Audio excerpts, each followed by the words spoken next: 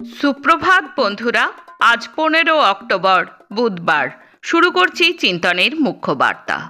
আজকের মুখ্য বার্তার বিশেষ বিশেষ বিভাগগুলি হল আন্তর্জাতিক সংবাদ, বিজ্ঞান, পরিবেশ ও স্বাস্থ্য সংবাদ, দেশের সংবাদ, রাজ্যের সংবাদ এবং খেলার সংবাদ। আন্তর্জাতিক সংবাদ। গাজায় ইসরায়েলি পণবন্দীদের হামাস মুক্ত করে দেওয়ার পরে একদিকে যেমন সেখানকার প্যালেস্তানীয়দের নির্মিত সুড়ঙ্গ ধ্বংসের কথা শোনা যাচ্ছে, ঠিক তার পাশাপাশি ট্রাম্প সোমবার ইসরায়েলের পার্লামেন্টে গিয়ে তার স্বভাবসিদ্ধ বাগাড়ম্বর কায়দায় বলেছেন, 8 মাসে 8টি যুদ্ধ বন্ধ করেছি। গাজায় ইহুদিদের জয় হয়েছে, কিন্তু একবারের জন্য আলাদা করে প্যালেস্তাইন রাষ্ট্রের নামগন্ধ পর্যন্ত উচ্চারণ করলেন না। এর মাধ্যমে মার্কিন ইসরায়েল অক্ষের প্রকৃত স্বরূপ আবার প্রকট করে দিল তারা নিজেরাই। এরই প্রতিবাদে ইসরায়েল সংসদের ভিতরে দিন বিক্ষোভে ফেটে পড়লেন ইসরায়েলি সাংসদদের একাংশ। প্রতিবাদী সাংসদদের সংসদ ভবন থেকে মার্শাল দিয়ে বের করে দেওয়ার খবর পাওয়া গেছে। যুদ্ধবিধ্বস্ত প্যালেস্তাইনের জর্ডানে একটি শরণার্থী শিবিরে জন্ম এবং শৈশব কাটানো এক ফিলিস্তিনি বিজ্ঞানী এবছর রসায়নে নোবেল পুরস্কার জিতেছেন। বুধবার রসায়নে নোবেল পুরস্কার বিজয়ীদের নাম ঘোষণা করা হয়েছে। ধাতুর জৈব কাঠামো বা মেটাল অর্গানিক ফ্রেম ওয়ার্ক নামে নতুন এক ধরনের আণবিক কাঠামো আবিষ্কারের জন্য। আরও 2 বিজ্ঞানীর সঙ্গে নোবেল জিতেছেন প্যালেস্তানীয় শরণার্থী পরিবারের সন্তান ওমর এম ইয়াগি। প্যালেস্তাইন জুড়ে সোমবার ছিল উৎসবের মেজাজ। এ যেন অকাল বসন্ত। বাড়ি ফিরেছেন 1968 জন বন্দী। কারোর ছেলে মেয়ে, ভাই বোন কিংবা বাবা মা। তাদের কেউ কেউ 2.5 দশক ধরে বন্দী। ইসরায়েলের জেলে দিনের পর দিন অকথ্য নির্যাতনের শিকার। শান্তি প্রস্তাবের শর্ত মেনে তাদের সবাইকে ছাড়তে বাধ্য হয়েছে ইসরায়েল। প্রায় 1 যুগ পর বাড়ির উদ্দেশ্যে রওনা হয়েছেন তারা। তবে ইসরায়েলের গুন্ডামি এখনও থামেনি। সোমবার ইসরায়েলের ওফের জেলের বাইরে বন্দীদের পরিবারের অনেকে যখন অপেক্ষা করছিলেন, সেখানে জেনে বুঝে অশান্তি তৈরি করছে ইসরায়েলি সেনাবাহিনী। হঠাৎ করে তাদের উপর চালিয়ে দেওয়া হচ্ছে গুলি। পায়ে গুলি লেগে এক প্যালেস্তানীয় তরুণ আহত হয়েছেন। বন্দীদের পরিবার ও আত্মীয় স্বজনদের তাড়িয়ে দিতে কাঁদানে গ্যাস ব্যবহার করা হচ্ছে। এ তথ্য জানা গেছে ইসরায়েলের এক সংবাদ মাধ্যম থেকে। যুদ্ধবিধ্বস্ত প্যালেস্তাইনের গাজা উপত্যকায় মানুষের জন্য 2 কোটি পাউন্ড মানবিক সহায়তা দেবে গ্রেট ব্রিটেন। এই অর্থ গাজাবাসীর জন্য পানীয় জল, স্যানিটেশন এবং স্বাস্থ্যবিধি পরিষেবায় ব্যয় করা হবে। প্যালেস্তাইনের গাজায় সংঘাত বন্ধে যুক্তরাষ্ট্রের প্রেসিডেন্ট ডোনাল্ড ট্রাম্পের শান্তি পরিকল্পনা নিয়ে সোমবার মিশরের পর্যটন শহর আল শেখে আলোচনায় বসেছেন বিশ্ব নেতারা। সেই আলোচনায় যোগ দিতে মিশরে গেছেন যুক্তরাজ্যের প্রধানমন্ত্রী কিয়ের স্টারমার। জেনজির বিক্ষোভে সুযোগ নিল সেনাবাহিনী। প্রেসিডেন্টকে বরখাস্ত করে ক্ষমতার দখল নিল মাদাগাস্কারে।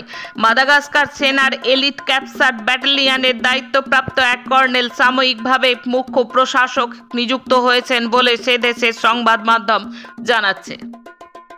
পাকিস্তানের সঙ্গে সংঘর্ষের পরে ইসলামাবাদের বিরুদ্ধে কূটনৈতিক পদক্ষেপ নিল আফগানিস্তানের তালিবান সরকার। 3 দিন ধরে চেষ্টা করেও আফগানিস্তানে যাওয়ার ভিসা পাচ্ছেন না পাকিস্তানের প্রতিরক্ষা মন্ত্রী খোয়াজা আসিফ।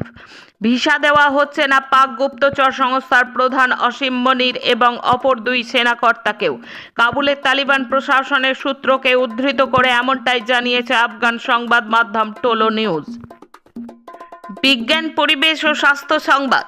নাসা এবং ব্লু অরিজিন যৌথভাবে মঙ্গল গ্রহে পাঠাতে চলেছে 2 মহাকাশযান।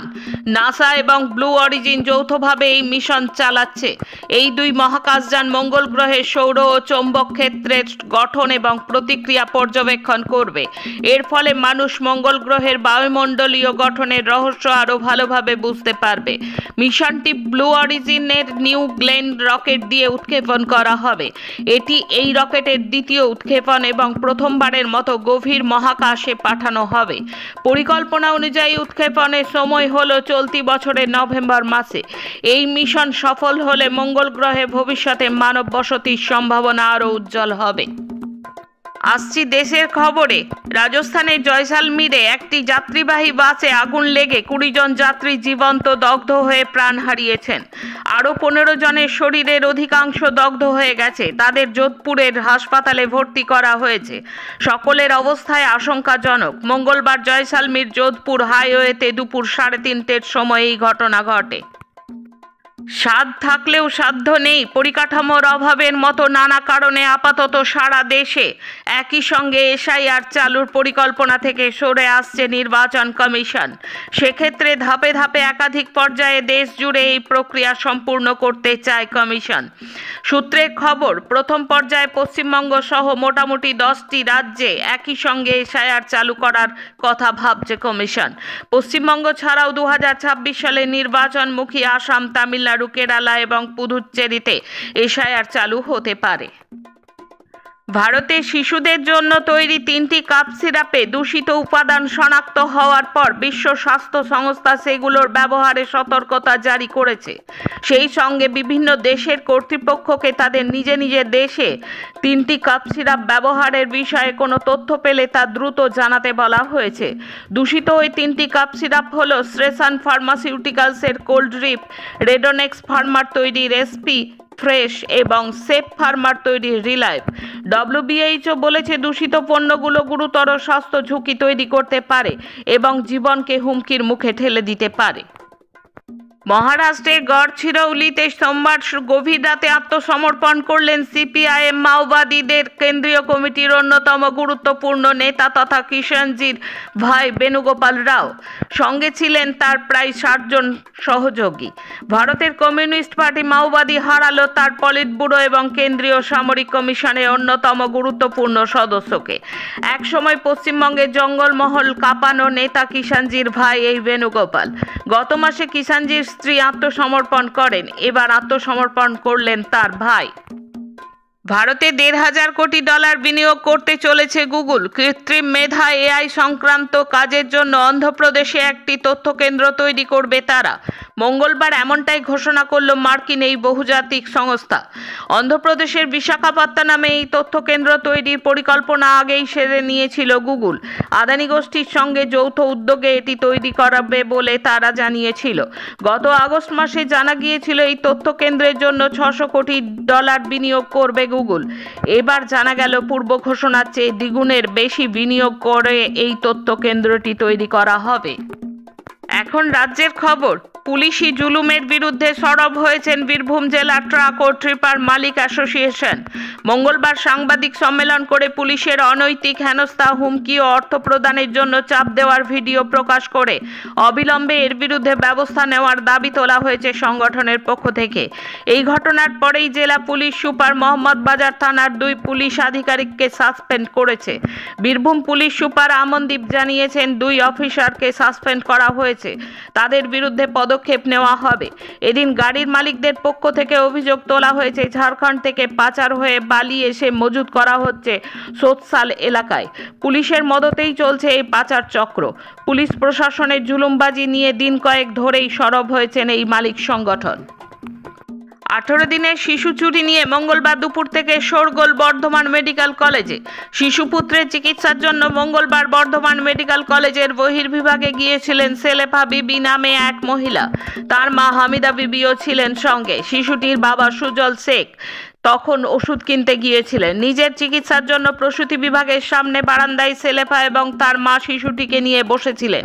সেই সময় হলুদ রঙের চুড়িদার পরিহিত এক মহিলা তাদের কাছে এসে শিশুটিকে আদর করতে চান। কিছুক্ষণের জন্য কোলেও নেন। কয়েক সেকেন্ডের জন্য অন্যমনস্ক হয়ে পড়েছিলেন সেলেফা। অভিযোগ, তার মধ্যেই শিশুটিকে নিয়ে পালিয়ে যান ওই মহিলা। অজ্ঞাত পরিচয় ওই মহিলার খোঁজে পুলিশ। হাসপাতালে গিয়েছেন জেলা পুলিশের শীর্ষ কর্তারা। দুর্গাপুর কাণ্ডে গ্রেপ্তার হলেন নির্যাতিতার সহপাঠীও। মঙ্গলবার সন্ধ্যায় পুলিশ কমিশনার সাংবাদিক বৈঠক করার অনতিবিলম্বে ওই যুবককে পাকড়াও করে পুলিশ। ডাক্তারি ছাত্রীর ধর্ষণের ঘটনায় গ্রেপ্তারির সংখ্যা বেড়ে হলো 6। দুর্গাপুরের ডাক্তারি পড়ুয়াকে ধর্ষণ করেছেন একজনই। ঘটনাস্থলে উপস্থিত বাকিদের ভূমিকা কী ছিল তা খতিয়ে দেখা হচ্ছে। মঙ্গলবারই নির্যাতিতার গোপন জবানবন্দি নেওয়া হয়েছে। মঙ্গলবার ঘটনা 4 দিন পর এমনই জানিয়েছে পুলিশ। দুপুরে ঘটনা ঘটনার পুনর্নির্মাণ করতে পরাণগঞ্জের সেই জঙ্গলে যায় পুলিশ। সন্ধ্যায় সাংবাদিক বৈঠকে আসানসোল দুর্গাপুরের কমিশনার সুনীল কুমার চৌধুরী বলেন, নির্যাতিতার সহপাঠীর ভূমিকাও সন্দেহের ঊর্ধ্বে নয়। সমস্ত অভিযুক্তের ডিএনএ পরীক্ষা হবে। 3 মাস ধরে বেতন না পেয়ে স্বেচ্ছা মৃত্যুর আবেদন নিয়ে ধর্নায় বসলেন এক পার্শ্ব শিক্ষক। মঙ্গলবার দুপুরের এই ঘটনায় শোরগোল পড়ল হাওড়ার জগাছা সার্কেলের এসআই অফিস চত্বরে। গড়পা প্রাথমিক বিদ্যালয়ের পার্শ্ব শিক্ষক রামমোহন শীল অভিযোগ করেছেন, গত 3 মাস ধরে তিনি বেতন পাচ্ছেন না। স্কুলের প্রধান শিক্ষিকাকে জানিয়েও কোনো ফল মেলেনি। এরপরেই জেলা শিক্ষা দপ্তর, জেলা শাসক, এমনকি শিক্ষামন্ত্রীকেও জানান তিনি, কিন্তু এখনো পর্যন্ত সুরাহা হয়নি। শেষে খেলার খবর। এশিয়ান কাপের যোগ্যতা অর্জনের ম্যাচে সিঙ্গাপুরের কাছে হেরে গেল ভারত। অ্যাওয়ে ম্যাচে সিঙ্গাপুরের সঙ্গে খালিদ জামিলের দল 1-1 ড্র করলেও গোয়ার মাঠে হেরে গেল 1-2 ব্যবধানে। এদিনের হারে ভারতের মূল পর্বে যোগ্যতা অর্জনের আশা শেষ। ভারতীয় দলের দায়িত্ব নেওয়ার পর ঘরের মাঠে প্রথম ম্যাচেই হারের স্বাদ পেলেন খালিদ। টানটান উত্তেজনা, রোমহর্ষক ম্যাচ। শেষ পর্যন্ত ইতিহাস গড়ল জাপান। 14 বারের চেষ্টায় প্রথমবার ব্রাজিলকে হারিয়ে দিল উদীয়মান সূর্যের দেশ। মঙ্গলবার ঘরের মাঠে ভিড়ে ঠাসা দর্শকদের সামনে 2 গোলে পিছিয়ে পড়েও ব্রাজিলকে 3-2 গোলে হারালেন নাকামুরারা। আজকের মুখ্য বার্তা এই পর্যন্ত। নমস্কার।